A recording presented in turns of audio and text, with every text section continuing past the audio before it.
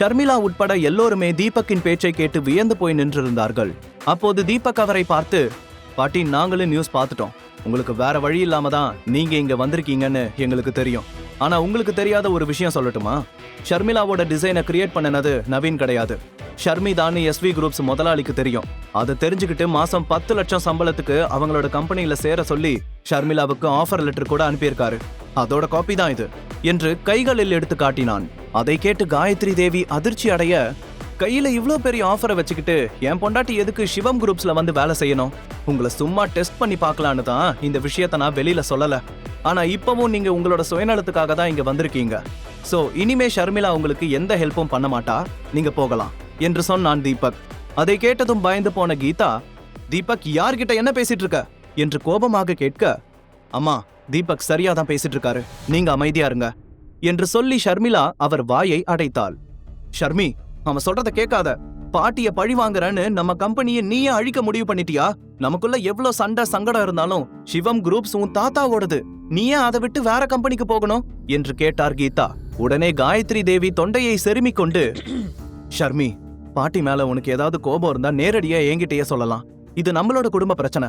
இதுல நீ எங்களுக்கு ஹெல்ப் பண்ணலனா உன் தாத்தா கட்டி காப்பாத்தன மொத்த சொத்தும் போறது மட்டும் இல்லாம அவரோட மரியாதையும் கெட்டு போயிரும். நீ கேட்டதையெல்லாம் நான் பண்ணி கொடுக்கறேன், உன்னோட சம்பளத்தையும் அதிகப்படுத்தி கொடுக்கறேன், எங்களுக்கு ஹெல்ப் பண்ணு ப்ளீஸ் என்று சொன்னார். சரி பாட்டி, ஆனா இன்னொரு விஷயம் என்று யோசித்தவள் தீபக்கை பார்த்தாள். ஆபீஸ்ல தீபக் எனக்கு பிஏவா இருப்பாரு என்று ஷர்மி சொல்ல, வேறு வழியின்றி காயத்ரி தேவி சரி என்று ஒப்புக்கொண்டார். அதன் பிறகு அவர் திரும்பி நவீனை பார்க்க, அவன் வாடிய முகத்துடன், சரி, இனிமே டிசைனிங் டைரக்டரா ஷர்மியே இருக்கட்டும். நான் எல்லார் முன்னாடியும் மன்னிப்பு கேட்க ரெடியா இருக்கேன். எஸ்வி குரூப்ஸ் கிட்டையும் நான் பண்ணின தப்புக்கு மன்னிப்பு கேட்கிறேன் என்று சொன்னான். அதை கேட்டு தீபக் ஷர்மிளா ஏதாவது சொல்வதற்கு முன்பே முந்திக் கொண்ட காயத்ரி தேவி, சரி, இப்ப எல்லாமே கிளியர் ஆயிடுச்சு. நாளைக்கு சிவம் குரூப் சார்பா நீ எஸ்வி குரூப்ஸ் அக்ரிமெண்ட்ல கையெழுத்து போடலாம் என்று சொன்னார். அதற்கு ஷர்மிளாவும் சரி என்பது போல தலையை ஆட்டினாள். அதன் பிறகுதான் காயத்ரி தேவி கொஞ்சம் நிம்மதி பெருமூச்சு விட்டார். அடுத்த கொஞ்ச நேரத்தில் அவர்கள் அங்கிருந்து வெளியே சென்றார்கள். நவீனும் கார்த்திகாவும் இன்னமும் அவர்கள் மீது கோபமாக தான் இருந்தார்கள். அவர்கள் வெளியில் சென்றதும் அந்த மொத்த இடமும் அமைதியாக மாறியது. கீதாவுக்கு இன்னமும் அந்த காட்சியை நம்ப முடியவில்லை. சந்தோஷத்துடன் சோபாவில் உட்கார்ந்திருந்தார். ஷர்மிளா தீபக்கை தன்னுடைய அறைக்கு தனியாக அழைத்து சென்று, தீபக், எஸ்வி குரூப்ஸோட அப்பாயின்மெண்ட் லெட்டர் விஷயத்த ஏன் என்கிட்ட சொல்லவே இல்ல என்று கேட்க, தீபக் சிரித்து கொண்டே, அது ஒரிஜினல் கிடையாது, நான் சும்மா பொய் சொன்னேன். அவங்களுக்கு உன் மேல இன்னமும் மதிப்பு கூடணும், அதனாலதான் அப்படி சொன்னேன் என்று சொன்னான். அதை கேட்டு ஷர்மிளா அதிர்ச்சியுடன் அந்த லெட்டரை வாங்கி படிக்க அவளுக்கு ஷாக்காக இருந்தது. சிறிது நேரத்துக்கு முன்னால் அவளது கண்களில் இருந்த சந்தோஷம் இப்போது மொத்தமாக காணாமல் போனது. தீபக் சொன்ன பொய் விபரீதமாகுமா? எஸ்வி குரூப்ஸில் இருந்து 10 லட்சத்திற்கு ஆஃபர் வந்திருக்கிறது என்று தீபக் பொய் சொன்னதை கேட்டு ஷர்மிளா ஆச்சரியத்துடன் அவன் கையில் இருந்த போலியான லெட்டரை வாங்கி பார்த்தாள். தீபக் சொன்னது பொய் என்று தெரிந்ததும் அவளுக்கு பயங்கர அதிர்ச்சியாக இருந்தது. தீபக், நீ ஏன் பொய் சொன்ன? ஒருவேளை பாட்டி இந்த லெட்டரை வாங்கி பார்த்திருந்தா நாம எல்லாரும் மாட்டியிருப்போம் என்று சொன்னாள். அங்க இருக்கிற நிலைமையில கண்டிப்பா இதை வாங்கி பார்த்திருக்க மாட்டாங்க ஷர்மி. அதுவும் இல்லாம நான் சொன்னது முழு பொய் கிடையாது. நீதான் இந்த டிசைனை கிரியேட் பண்ணன. எஸ்வி குரூப்ஸோட முதலாளி இந்த டிசைனை பண்ணன உண்மையான ஆள் யாருன்னு நான் பார்க்கணும்னு சொல்லியிருக்காரு. உன் பாட்டியும் நவீனும் பொய் சொன்னதுனாலதான் நம்ம கிட்ட ஹெல்ப் கேட்க வந்திருந்தாங்க. உண்மையிலேயே அதுக்கு தகுதியானவன் நீ மட்டும்தான். உனக்கு தான் எல்லா புகழும் சேரணும் என்று சொன்னான் தீபக். அவன் கண்களில் ஷர்மிளாவின் மீது இருந்த அக்கறை தெளிவாக தெரிந்தது. ஒருவேளை பாட்டி இதை கண்டுபிடிச்சிருந்தா என்று ஷர்மிளா தயக்கத்துடன் சொல்ல, யாரும் கண்டுபிடிக்க மாட்டாங்க. நீ 10 லட்சம் ரூபாய் சேலரிக்கு தகுதியானவதான்னு உன் பாட்டிக்கு நான் புரிய வச்சேன், அவ்வளவுதான் என்று சாதாரணமாக சொன்னான் தீபக். அதை கேட்டு ஷர்மி எந்த பதிலும் சொல்லாமல் அமைதியாக தலையை ஆட்டினாள். இத்தனை நாட்களாக அவள் எதிர்பார்த்து காத்திருந்த நாள் வந்து விட்டது. தீபக் அவளுக்காக எதையும் செய்ய தயாராக இருந்தான். ஷர்மிளாவுக்கு தீபக்கின் மீது இருந்த கோபமெல்லாம் கொஞ்சம் கொஞ்சமாக குறைய ஆரம்பித்து விட்டது. அடுத்த நாள் காலையில் ஷர்மிளா தீபக்குடன் எஸ்வி குரூப்ஸுக்கு புறப்பட்டு சென்றாள். காயத்ரி தேவி காலையிலேயே ஷர்மிளாவுக்கு கால் செய்து சீக்கிரமே அங்கே வர சொல்லியிருந்தார். ஷர்மி அக்ரிமெண்டில் கையெழுத்து போடும் வரைக்கும் அவருடைய மனது பதட்டத்துடன் தான் இருந்தது. அடுத்த சில நிமிடங்களில் ஷர்மி எஸ்வி குரூப்ஸுக்கு வெளியே வந்து இறங்கினாள். ஆபீஸுக்குள் செல்ல அங்கே இருந்த எல்லோரும் ஷர்மிளாவை பார்த்து மெல்லிய புன்னகை செய்தார்கள். நேற்று வரைக்கும் ஷர்மிளாவுக்கும் அங்கே இருக்கும் யாருக்கும் எந்த சம்பந்தமும் இல்லை. ஆனால் இன்றிலிருந்து ஷர்மிளா சிவம் குரூப்ஸுடன் சேர்ந்து எஸ்வி குரூப்ஸின் புதிய ப்ராஜெக்டை வழி நடத்த போகிறாள். அதனால் அவள் மீதான மரியாதை எல்லோருக்கும் அதிகமானது. சிறிது நேரத்தில் ஷர்மிளாவும் தீபக்கும் நேராக ஆதவனின் கேபினுக்கு சென்றார்கள். இருவரையும் பார்த்த ஆதவன் உடனே சேரிலிருந்து டக்கென எழுந்து நின்றான். அவன் முன்னால் ஷர்மி மட்டும் நிற்கவில்லை, அந்த கம்பெனியின் உரிமையாளர் தீபக்கும் நின்றிருந்தான். ஆதவனின் பதட்டத்தை பார்த்த தீபக் கண்களால் செய்கை செய்து ரிலாக்ஸாக இருக்க சொன்னான். காயத்ரி தேவியும் நவீனும் கேபினில் உட்கார்ந்திருந்தார்கள். அப்போது ஆதவன் அவர்களை பார்த்து, வெல்கம், வாங்க உட்காருங்க என்று எதிரில் இருந்த சேரை கை காட்டினான். ஷர்மிளா அருகில் இருந்த தனது பாட்டியை பார்த்து மெல்லிய புன்னகைத்துவிட்டு சேரில் உட்கார்ந்தாள். அப்போது ஆதவன் அவளை பார்த்து, மிஸ்ஸஸ் தீபக், நான் ஏற்கனவே எல்லா டாக்குமெண்ட்ஸையும் ரெடி பண்ணிட்டேன், நீங்க சைன் பண்ணா மட்டும் போதும் என்று சொல்லி டாக்குமெண்டை ஷர்மிளாவின் முன்னால் நீட்டினான். அருகில் இருந்த நவீனும் கார்த்திகாவும் கோபமாக அந்த டாக்குமெண்ட்ஸையே பார்த்து கொண்டிருந்தார்கள். ஷர்மிளாவும் கையெழுத்து போட தயாரானால் உடனே டக்கென ஏதோ ஞாபகம் வந்ததை போல ஆதவனை பார்த்து, சார், ஆனா அந்த டிசைன் என்று கேட்க, அதை நீங்க தான் பண்ணீங்கன்னு எனக்கு ஏற்கனவே தெரியும், எங்களால நீங்க ரொம்ப சிரமப்பட்டுட்டீங்க, இதை பத்தி கண்டிப்பா நான் பிரஸ் கிட்ட சொல்லுவேன், அது மட்டும் இல்லாம எஸ்வி குரூப் சார்பா நான் உங்ககிட்ட சாரி கேட்டுக்கிறேன் என்று சொன்னான் ஆதவன். ஷர்மிளாவால் அங்கே நடக்கும் எதையும் நம்பவே முடியவில்லை. அதே சமயத்தில் ஆதவன் அருகில் இருந்த காயத்ரி தேவியையும் நவீனையும் கோபமாக முறைத்து பார்த்தான்.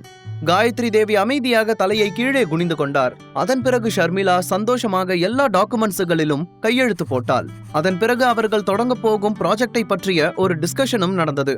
ஷர்மிளாவின் ஐடியாக்கள் எல்லாமே ஆதவனை உண்மையிலேயே இம்ப்ரெஸ் செய்தது. டாக்குமெண்ட்ஸ் கையெழுத்தானது. சிவம் குரூப் சார்பாக ஷர்மிளா புதிய ப்ராஜெக்டை முன்னெடுத்து நடத்தும் நேரம் வந்துவிட்டது. எல்லாம் சரியாக முடிந்ததும் காயத்ரி தேவி நிம்மதி பெருமூச்சு விட்டபடி, ஷர்மி, எங்களால நீ ரொம்ப கஷ்டப்பட்டுட்ட, அதுக்கு நான் சாரி கேட்டுக்கிறேன்.